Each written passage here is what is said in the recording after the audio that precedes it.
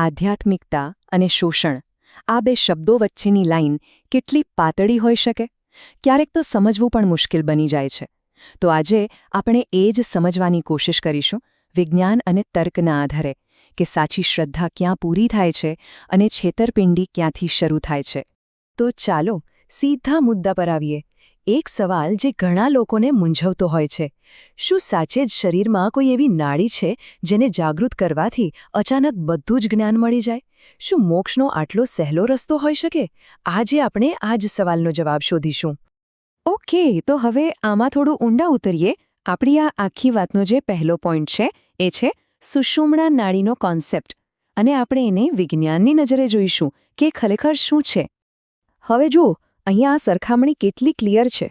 એક બાજુ દાવો છે સુષુમ્ણા નાડીનો કે ભાઈ આ કોઈ રહસ્યમય આધ્યાત્મિક નળી છે, અને બીજી બાજુ આપણી પાસે છે સાયન્સનું નક્કર સત્ય, આપણી કરોડરજ્જુ એટલે કે સ્પાઇનલ કોર્ડ. એનું કામ એકદમ સ્પષ્ટ છે, મગજમાંથી સિગ્નલ આખા શરીરમાં પહોંચાડવાનું. સાયન્સ પ્રમાણે શરીરમાં એવી કોઈ જ ફિઝિકલ નળી નથી જેને સુષુમ્ણા કહી શકાય. તો સવાલ એ થાય કે આ સુષુમ્ણા છે શું? જુઓ, યોગ ફિલોસોફીમાં આ કોઈ શારીરિક નળી નથી, બિલકુલ નહીં. એ તો એક મેટાફોર છે, એક રૂપક છે. કોના માટે? મનની એકદમ ઊંડી એકાગ્રતા અને ધ્યાન માટે. એટલે જ્યારે કોઈ દાવો કરે કે એ આ નાડીને બતાવી શકે છે, તો સમજી લેવાનું કે એ વાત મૂળભૂત રીતે જ ખોટી છે. અને આ વાત આપણને એક મોટા સવાલ તરફ લઈ જાય છે. જરા વિચારો, જો ખાલી નાડી જાગૃત કરવાથી જ બધું જ્ઞાન મળી જતું હોત તો દુનિયાની મોટી મોટી શોધો ક્યાં થતી? લેબમાં કે પછી આશ્રમોમાં? થોમસ એડિસને લાઇટ બલ્બ શોધવા માટે કંઈ ધ્યાન નહોતું કર્યું. એમણે તો હજારો પ્રયોગો કરેલા. આજે આપણી પાસે જે સ્માર્ટફોન છે, ઇન્ટરનેટ છે, દવાઓ છે, એ બધું માણસના તર્ક અને મહેનતનું પરિણામ છે, કોઈ ચમત્કારનું નહીં. અને જ્યાં તર્ક ખતમ થાય છે ને, ત્યાં જ શોષણ માટેના દરવાજા ખુલી જાય છે.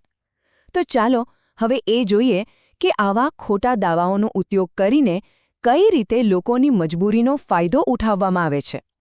હકીકત તો એ છે કે ગરીબી હોય, બેરોજગારી હોય કે કોઈ બીજી મોટી સામાજિક સમસ્યા, એનો ઉકેલ કોઈ પૂજાપાઠ કે કર્મકાંડથી નથી આવતો. એના માટે તો સારી ઇકોનોમિક પોલિસી અને સાચા સામાજિક સુધારા જોઈએ. પણ જે પાખંડી લોકો છે એ બરાબર જાણે છે કે લાચાર માણસને સરળ ઉકેલો બતાવીને કેવી રીતે ગેરમાર્ગે દોરી શકાય. આ એક સાચી ઘટના પરથી આવેલો સવાલ છે અને એકદમ સચોટ છે.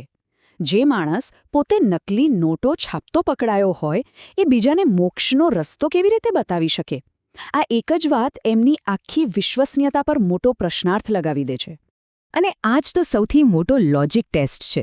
ચાલો 1 મિનિટ માટે માની લઈએ કે કોઈ ગુરુ પાસે દિવ્ય દૃષ્ટિ છે કે અલૌકિક શક્તિઓ છે, તો શું એમને એટલી પણ ખબર ના પડે કે પોલીસ એમને પકડવા માટે આવી રહી છે?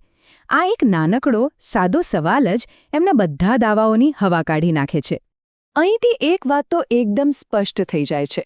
જ્યારે આધ્યાત્મિકતા માટે 7 સ્ટાર સુવિધાઓ અને લાખોની ફીસ જરૂરી બની જાય, ત્યારે એ કોઈ સાધનાનો માર્ગ નથી રહેતો. એ તો સીધો એક બિઝનેસ મોડેલ બની જાય છે, જ્યાં લોકોની શ્રદ્ધા એક પ્રોડક્ટ છે. તો હવે સવાલ એ છે કે આવી છેતરપિંડીથી બચવું કઈ રીતે? શું આપણી પાસે કોઈ સાધન છે? હા, બિલકુલ છે.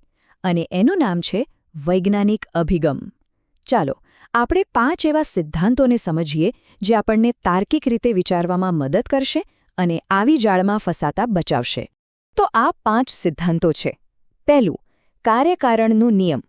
બીજું, અસાધારણ દાવા માટે અસાધારણ પુરાવા. ત્રીજું, તટસ્થ નિરીક્ષણ. ચોથું, સવાલ પૂછવાનો અધિકાર. અને પાંચમું, સ્વસ્થ સંશયવાદ.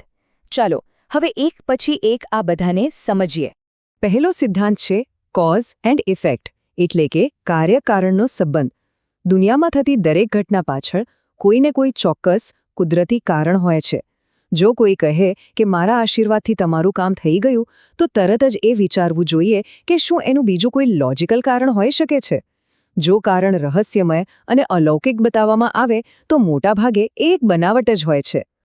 બીજો સિદ્ધાંત, આ વાક્ય હંમેશા યાદ રાખવા જેવું છે, અસાધારણ દાવાઓ માટે અસાધારણ પુરાવા જોઈએ.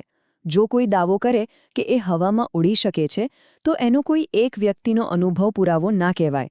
એને સાયન્ટિફિકલી, લેબમાં બધાની સામે સાબિત કરવું પડે. ત્રીજો સિદ્ધાંત છે તટસ્થ નિરીક્ષણ. આપણી એક માનવ સહજ વૃત્તિ હોય છે, આપણે એ જ વસ્તુઓ પર ધ્યાન આપીએ છીએ જે આપણી માન્યતાને સાચી સાબિત કરે. આને કન્ફર્મેશન બાયસ કહેવાય. જેમ કે કોઈ ગુરુએ 100 ભવિષ્યવાણી કરી, એમાંથી 99 ખોટી પડી પણ એક સાચી પડી, તો લોકો એ એક સાચી વાતને ચમત્કાર માની લેશે અને પેલી 99 ભૂલી જશે. એટલે જ હંમેશા આખી તસવીર જોવી જરૂરી છે. અને આ ચોથો સિદ્ધાંત, અહીંયા તો ફરક એકદમ સ્પષ્ટ છે.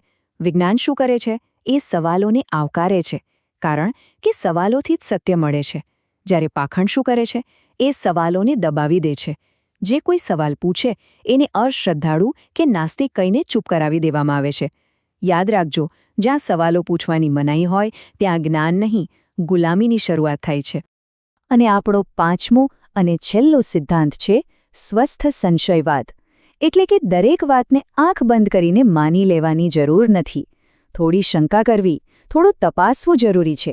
ખાસ કરીને ત્યારે જ્યારે કોઈ મફત જ્ઞાન આપવાની વાત કરે અને પછી ધીરે ધીરે મોંઘા કોર્સ, દાન કે સેવા તરફ લઈ જાય. એક વાત યાદ રાખવા જેવી છે, સાચું જ્ઞાન વ્યક્તિને આત્મનિર્ભર બનાવે છે, કોઈ ગુરુ પર આધારિત નહીં. તો આ બધી ચર્ચા પછી આપણે એક બહુ જ મહત્વના નિષ્કર્ષ પર પહોંચીએ છીએ. આ બધાની વચ્ચે આપણી અસલી તાકાત, આપણી સાચી શક્તિ શું છે? આ એક વાક્ય આખી વાતનો સાર છે.